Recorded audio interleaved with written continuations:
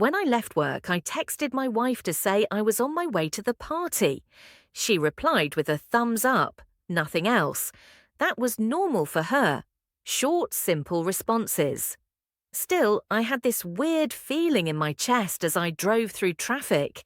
Maybe it was stress, maybe it was nothing.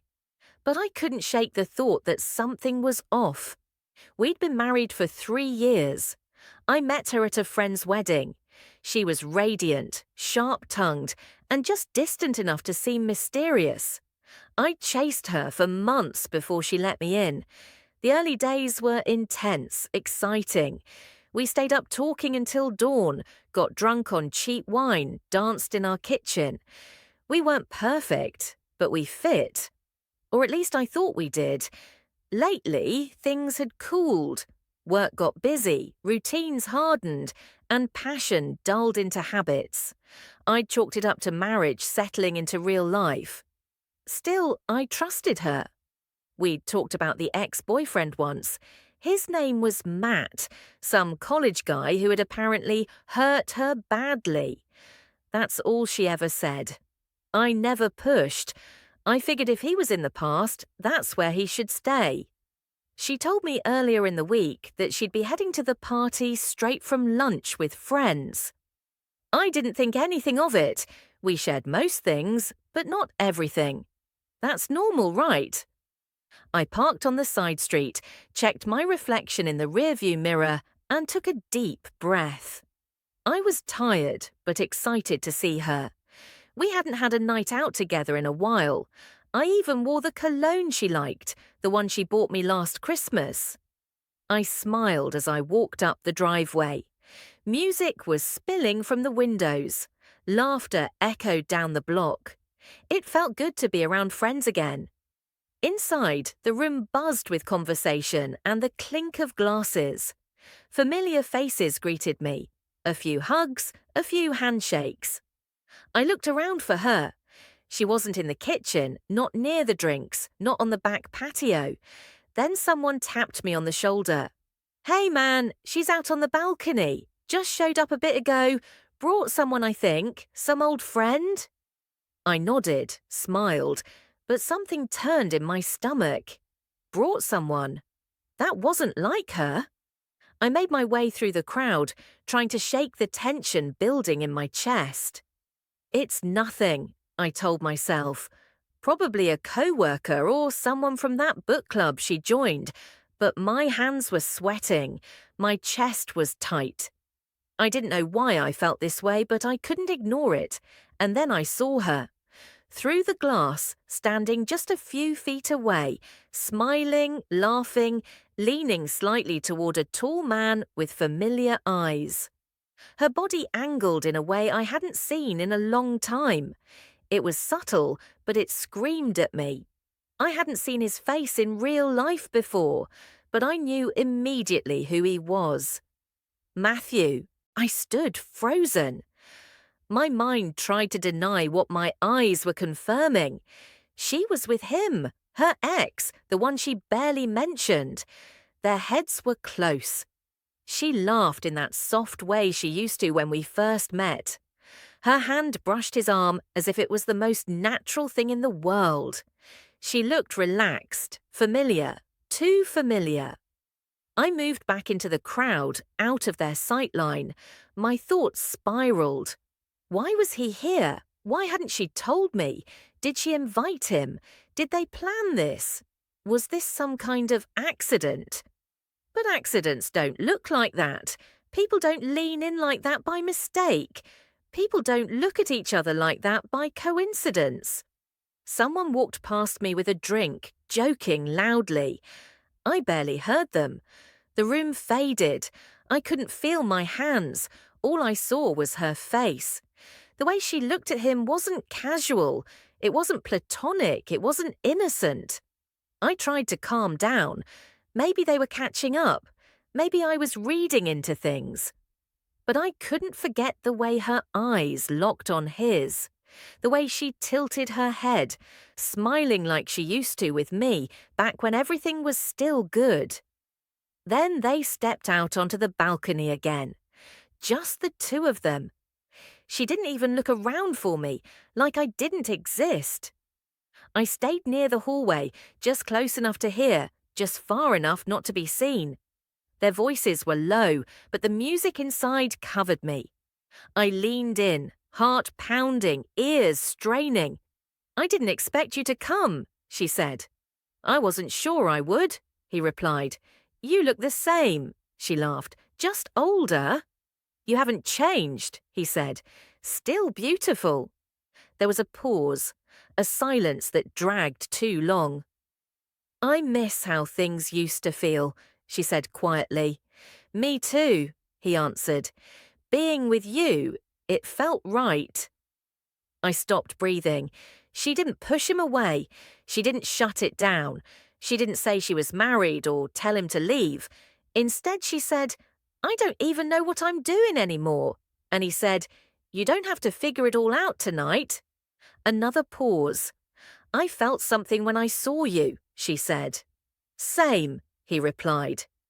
I backed away, stomach twisting. I couldn't listen to more. I needed air, but I couldn't move. I stood there like a ghost. Everything I thought I knew about my marriage, my wife, was cracking apart. She hadn't just invited him, she'd opened a door. Maybe not physically yet, but emotionally, she was already halfway through it.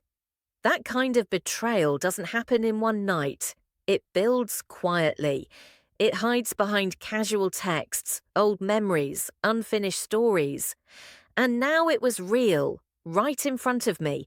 I didn't need to hear another word. I'd already heard too much. I waited until she came back inside. Her smile was gone, replaced with something unreadable. She didn't see me at first. I walked up, looked her dead in the eyes, and said, "We need to talk." She froze. "Now?" "Yes, now." We stepped aside. She crossed her arms, like she already knew what was coming. I didn't waste time. "What's going on with him?" Her eyes flicked away. "It's not what you think." "Then explain it," I said. Because from where I stood, it looked exactly like what I think. He just showed up. I didn't invite him. But you talked, you flirted, you touched him. You looked at him like I wasn't even in your life. It wasn't like that. Don't lie to me," she sighed. "I didn't plan for him to be here, but when I saw him, everything just came back."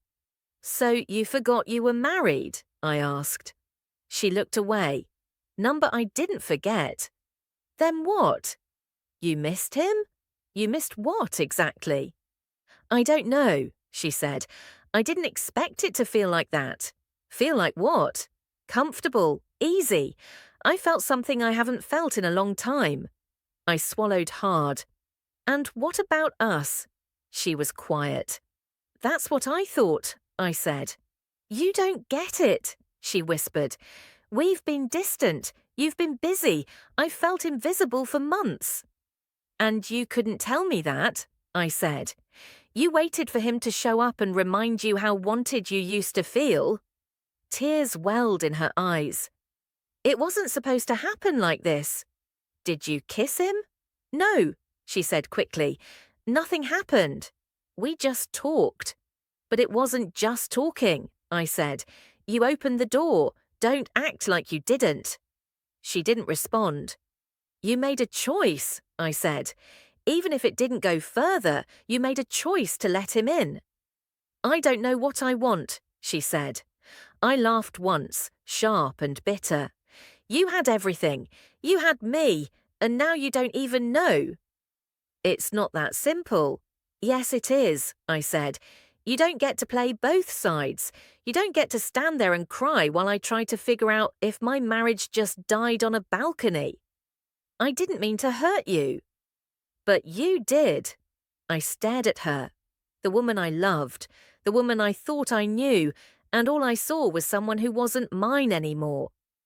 "I don't even recognize you," I said. She reached for me and I stepped back. "Number, I can't do this right now." She didn't stop me. She just stood there. And I walked away, knowing something between us had broken beyond repair. I didn't go home that night.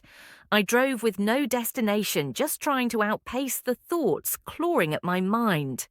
Every red light, every empty road made it worse. Her face, his voice, the silence between them. The truth was too loud to ignore now. I thought about all the moments we'd shared, our first apartment, the nights we stayed up talking, the time she cried in my arms after getting the job she wanted. All of it felt distant, like someone else's story.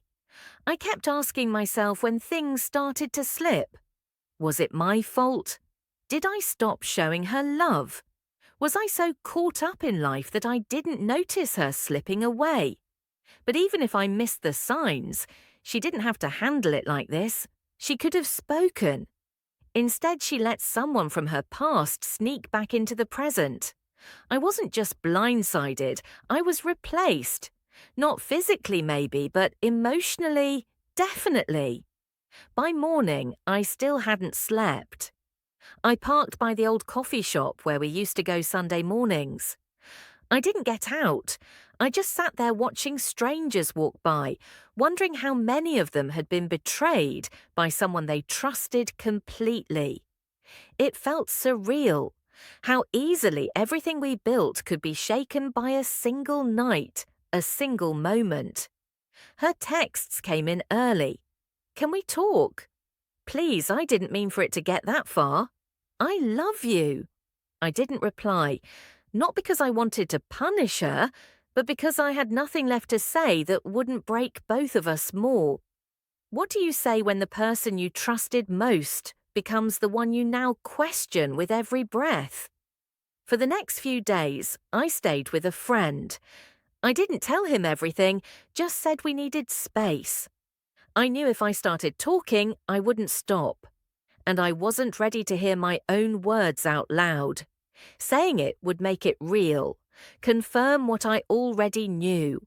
I wasn't sure if I was done. I wasn't sure if she was either. But I knew we weren't okay, and I wasn't going to pretend we were. What hurt more than anything was realizing she didn't fall for someone new. She fell for someone old. Someone who knew her before I did, who got to her first. And now, maybe last. I stared at the ceiling that night, asking myself the question over and over. Could I ever trust her again? If I stayed, would I always wonder? If I left, would I regret it? I still don't know the answer. Maybe I never will. But I do know this. When you find out the person you love is already halfway out the door, you don't beg them to stay. You let them go. And if they come back, they better be someone worth forgiving. Because love without trust isn't love.